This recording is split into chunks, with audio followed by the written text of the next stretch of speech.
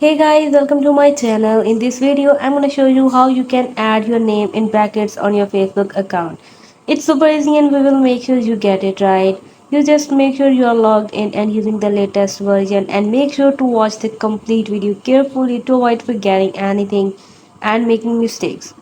Let's open up the Facebook app, go to the menu icon, then tap on the gear and here you can see more in account center. Tap on your profiles.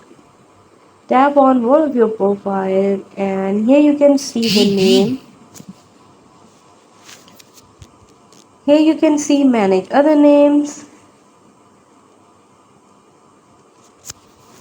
Tap your nickname here. Like if I say and you will call me Abhi most of the time, so just tap Abhi here and now here you can see my name is changed now. You can see Abiha, Malik and Amma. So this is how you can easily add your nickname in brackets in front of your username.